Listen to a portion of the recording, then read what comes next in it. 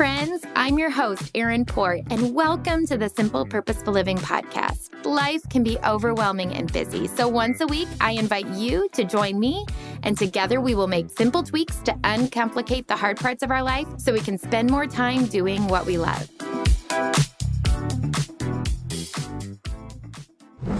Well, hello, friends, and welcome back to the Simple Purposeful Living podcast. I am delighted because I have had Hannah on my mind to interview because she has this new book coming out called The Unplugged Hours, and it totally intrigued me, as you know, because I love the idea of unplugging. So, Hannah, welcome to the show.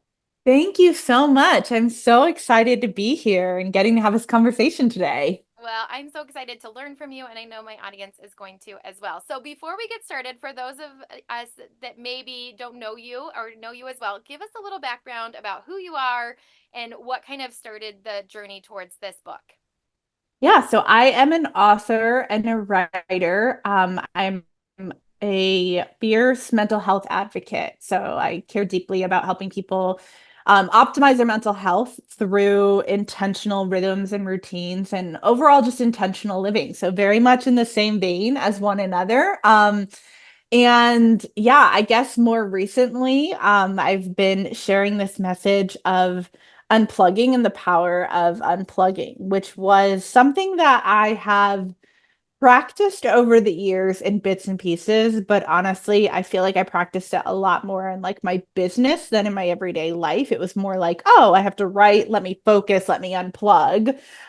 Because I've known for years, like, hey, phones should not be in the writing room. But more recently, especially like leading up to writing this book, it was very much like, how can I turn unplugging into a daily rhythm that I practice and just choosing to unplug day after day. I have seen so many crazy benefits that I just like was not anticipating. It has changed my life so much in a way that I just like want to say to people, I'm like, oh my gosh, just turn off your phone. Like there's so much waiting for you.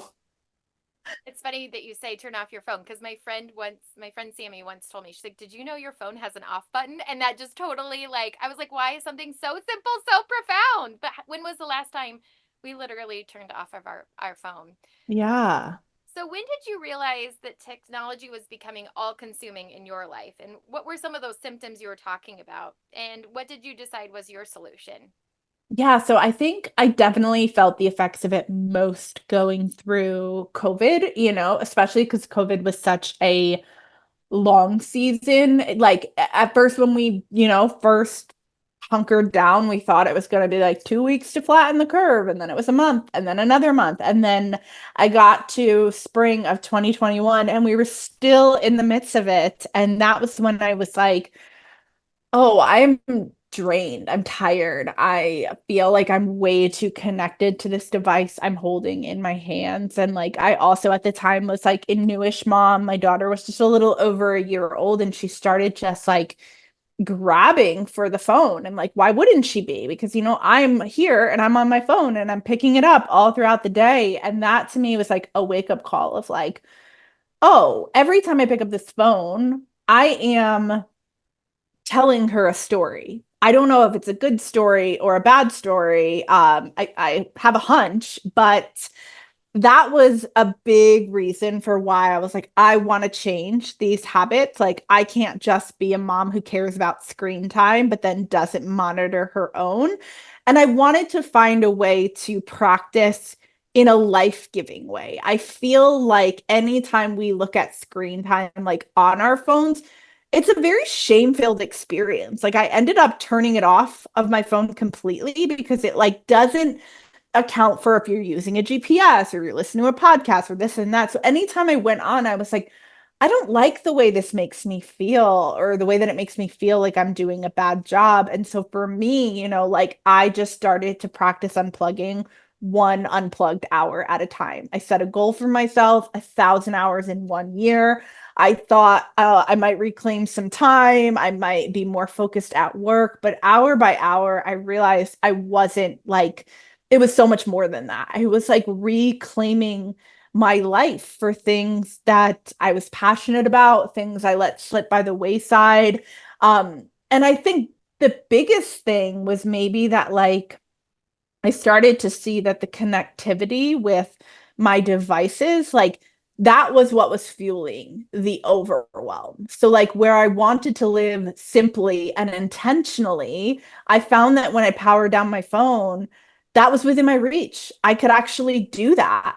All the tasks that I had on my list, all of a sudden, they became like, oh, I can do this one task to the next task to the next task. What was really getting me was the constant flicking from this thing to that thing, from that app to this app. My brain was tired and it couldn't carry the mental load that I was expected to hold at that time. That's so good. That's so good. I love that you said when you simply powered down your phone that like the things you wanted to do were closer than you thought. They were within reach. Yeah. I think that's so good. Okay, so as you kind of carried on this journey, um, you acknowledge that technology is a part of our life, which I love because I think, you're not an all or a nothing approach Yeah. in this book. But what advice can you offer for setting healthy technology boundaries?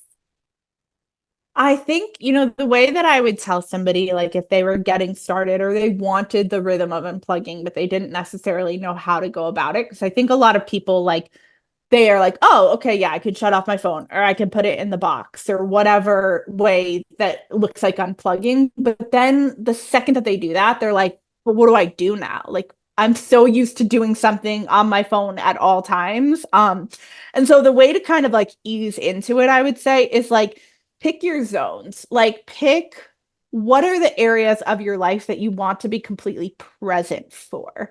And that's like a mindset shift, right? It's not that the phone is bad. It's not that we have to throw it away, get rid of social media. A lot of us need it for our businesses, for growth, for even just connection with other people.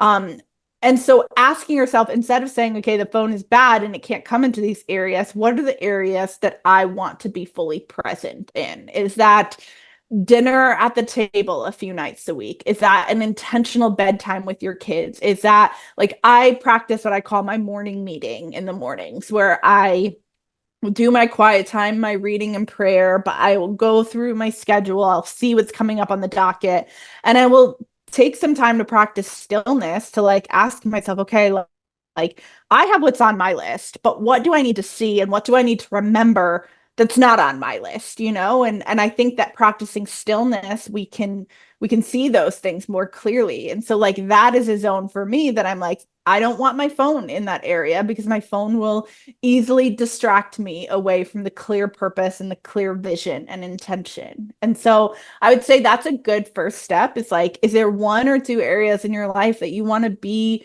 relentlessly present for?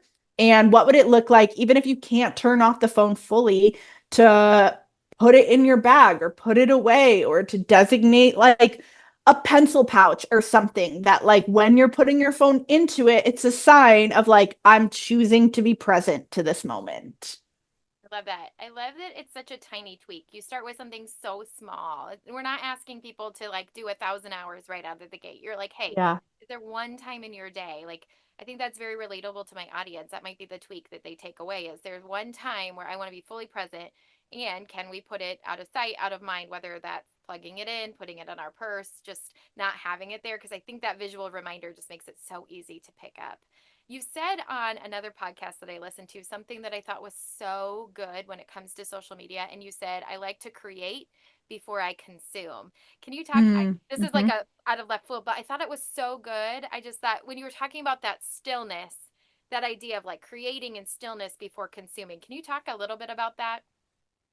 Yeah, I don't think I even fully realized until I started plugging in or unplugging that man, my creativity had just tanked. And I think it's because I was just going over this with like a coaching client where she was talking about how like she feels like she's constantly having to create content for social media. And it's like its own full-time job that like in a lot of respects we're not being paid for. And I challenged her to like flip it on its head. So instead of going on to these apps to then determine what it is that you want to create based on what other people are creating, I challenged her to carve out her creative space to be able to create anything that she wanted to her heart's desire. She'd been wanting to create a guide over here, or maybe start writing a book over here. And then from the overflow of that designated creative space, create content out of that.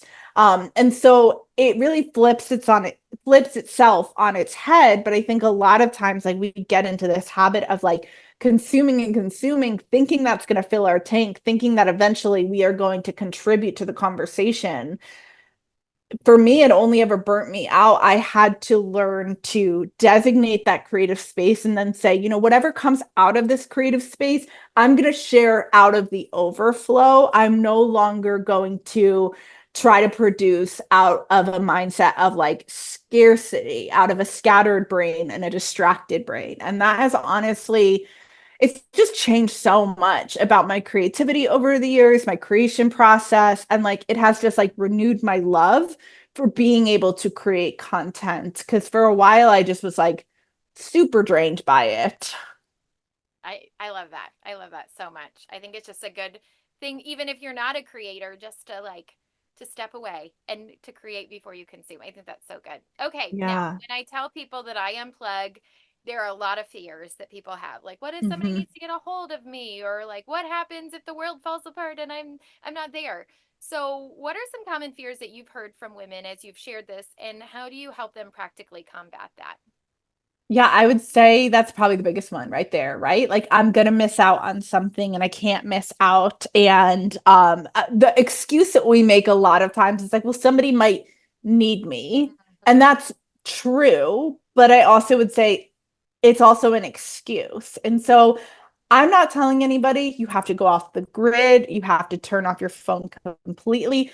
I choose to practice unplugging in that way when my husband is home, when my daughter is here, when everybody within my main orbit is here. I will turn off my phone and then I'll turn it back on a few hours later.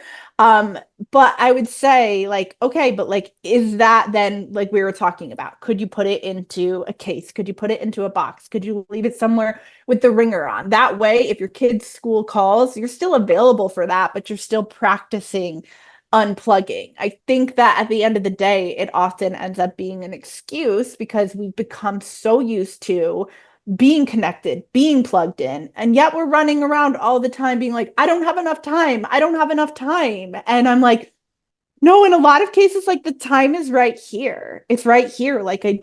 I remember like 2 weeks ago, because I feel like this is constantly teaching me, even as I continue to unplug. But I had a goal of like a set number of like writing pieces that I had to get done on a Friday, but I wasn't focused. I wasn't in the mindset to do it. I was in my inbox, which is like rule number one for like if you want to create things, like don't be in your email at the same time. So I'm like doing a little task over here, doing a little task over here, putting out a fire over here, and then wondering like, why can't I just do this thing? I haven't designated the space to do this thing. And at the end of the day, like when I just was like tired of being overwhelmed and unfocused, I turned off my email, I turned off my phone, I sat with a yellow notepad and I got more done in that 90 minutes than I had gotten done all day because it was like my brain was taking a break from the noise. I was focused on what was in front of me and I was able to go task by task, one at a time, juggling one ball at a time.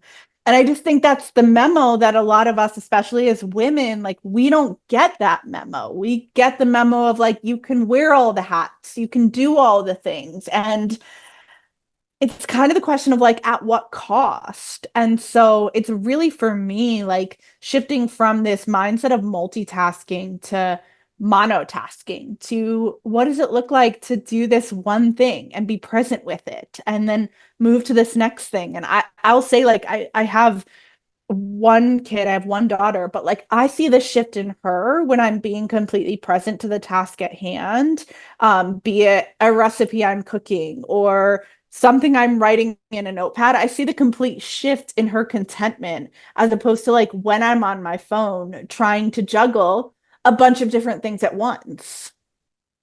And the feeling, I'm a big proponent of monotasking too. I'm a recovering multitasker, right? Yeah. Because that's what we were fed. Like, Yeah. you can do one thing then two things are better, right? And I had this Yep. realization that I was eating lunch one day, listening to a Marco Polo and eating lunch, and I didn't even taste the salad that I spent time making. I was like, this is like Yeah. even little things where we're like so busy, we totally just miss, like you say. And so I do, when you start to feel the difference of like what it Yeah. feels like to be on your phone and trying to make dinner and do homework versus I'm gonna make dinner and then we're gonna do homework and then like there's a difference and that starts to feel good.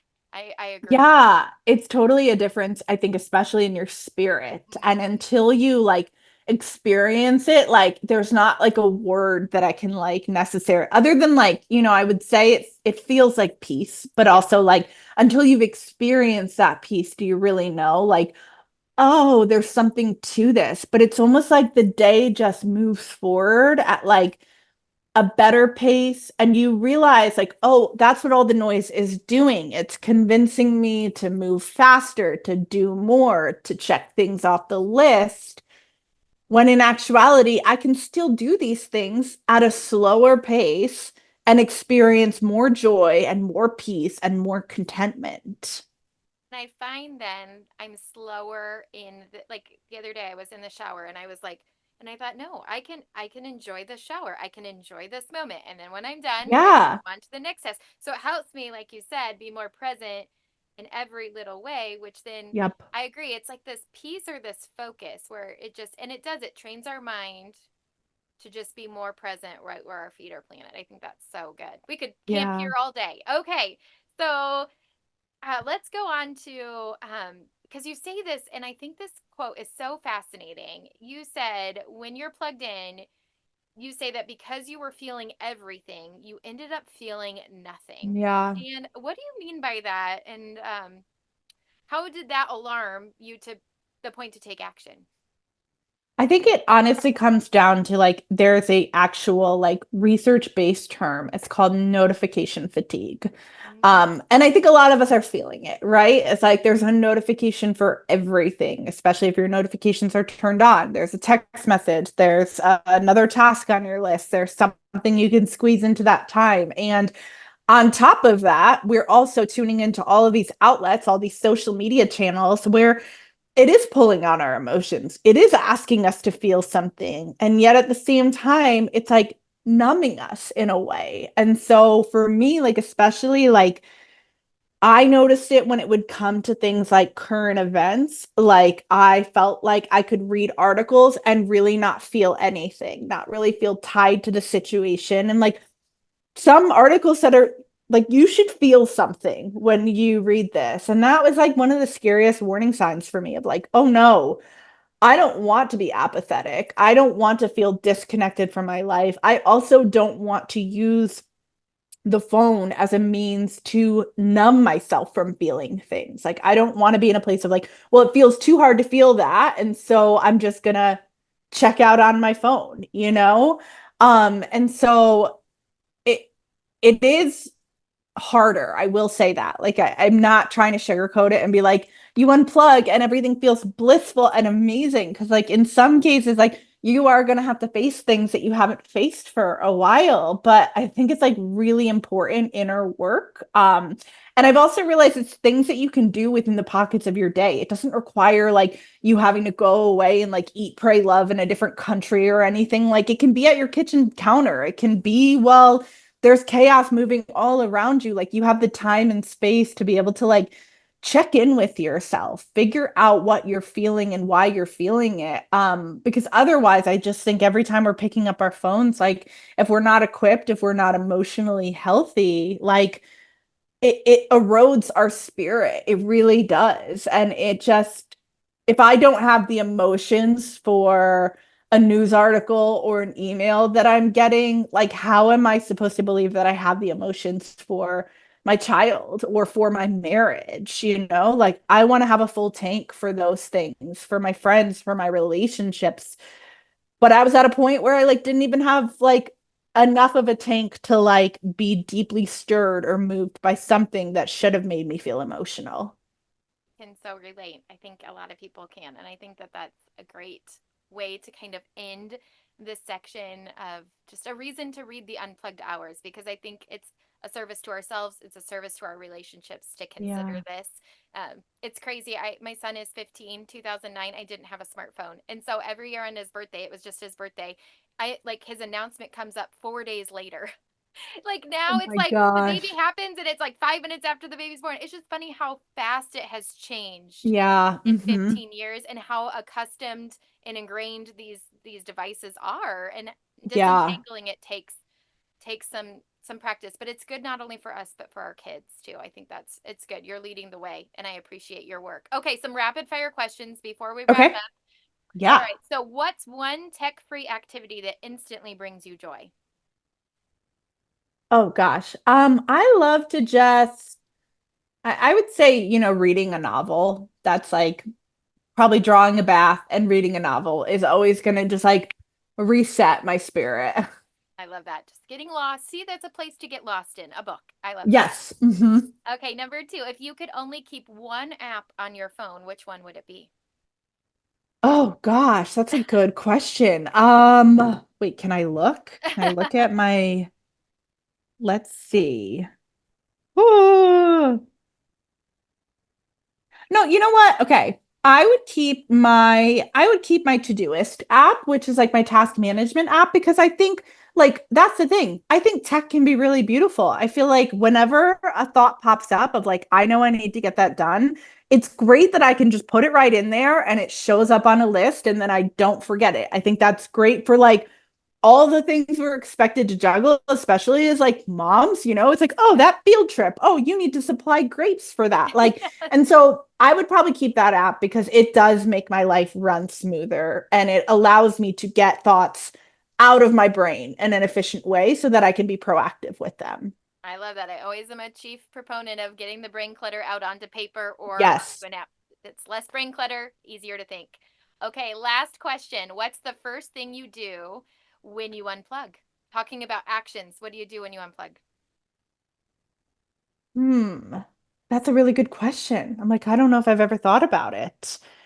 I mean, I think, well, I would say most of the time now, like when I go and I unplug, a lot of times I just allow myself to just be in the stillness for a second. It's not even a long amount of time, but I do feel like there is this exhale, this sigh of relief, usually at the end of the days where like I unplug and one of the first feelings that I feel is like, oh, it's all right here, And now you can do whatever you want to do without your phone, whether that is like, the baby's down and I'm going to go and I'm going to draw a bath or I'm going to do a skincare routine or I'm going to, enjoy a dinner. But like, it's the first thing that I typically do is I just like allow that moment of stillness to wash over me before moving into whatever I want to do next. And I think the more, would you say, the more you unplug, the more you get used to that stillness? It feels a little awkward at Yes. first, but At stay first, with it's it. awkward. And at first, you're convinced that you're missing something. But the more you do it, the more you're like, oh no, I'm not missing anything. If anything, this phone has programmed me to believe that I'm missing something. But it's all right here. And if I don't like it, I have the power to change something about it. And so it's usually that first moment of stillness that over time becomes like the sweetest feeling. Couldn't agree more. I love this. Okay, so Hannah, tell my listeners where they can get the book. This is launching on your launch day. So excited for you. Congratulations. Woo! I'm writing a Thank book, and let me you. tell you, it's like birthing a baby. It's so It oh, is a haul. Little by congratulations. little. Thank Yes. you. So tell them where Um, they can find it, where they can find you, because they're going to want all the things. I know that. yeah, so it is hannahbrencher.com. And you can catch me at Hannah Brencher on all forms of social media. The book is The Unplugged Hours. It is available wherever books are sold, or if you want to prime it, it's available on Amazon, Target, all kinds of retailers. That's amazing. It's in all the places. That's an accomplishment in and of itself, Hannah. And this is such an important message. So thank you for being brave enough to go first and lead the way, because I think we will all benefit from unplugging a little bit more. Okay, Thank so your tweak you. of the week, friends, this week is to think about one time in your day where you can put your phone out of sight and out of mind and just unplug. It starts there. And once you feel that feeling of that stillness and that peace, I think you're going to be finding a few more places you want to unplug. Thanks, friends, for tuning in. If you liked this episode, it would mean so much if you'd share it with a friend or leave a quick rating and review so others can find our show. Until next time, you can find me at Simple Purposeful Living on Instagram and Facebook.